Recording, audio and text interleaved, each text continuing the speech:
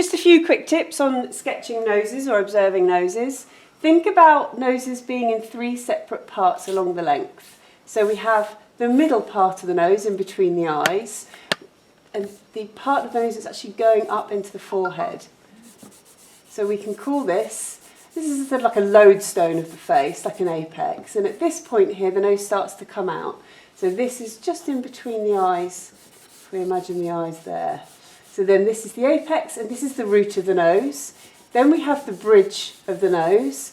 And what I like about this part of the nose is that very often we have this sort of wrap of skin that's delineated by the eye bag and the laughter line. So this is the bridge.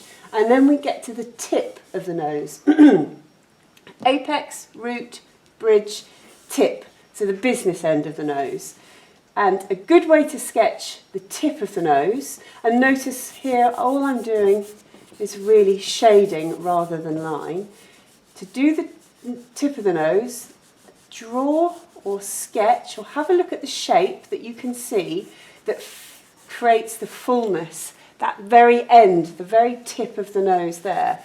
Try and sketch that in first. And what you should be doing is using very little line. It's all about shadow and shading. Look at how this tip relates to the width of the nose.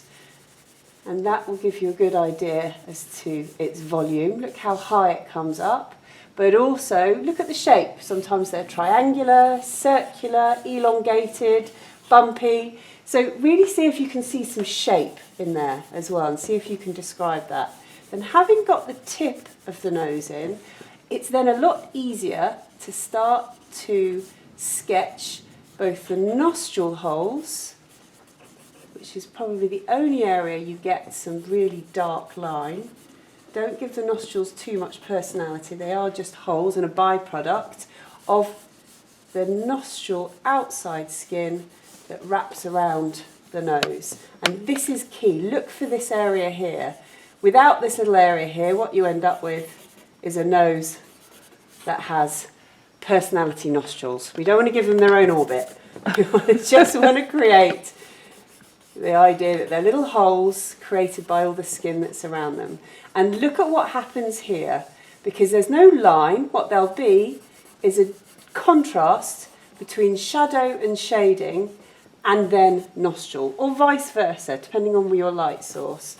So just look at what's happening in those areas. Keep using tone and contrast rather than line, and you'll start to create a great nose.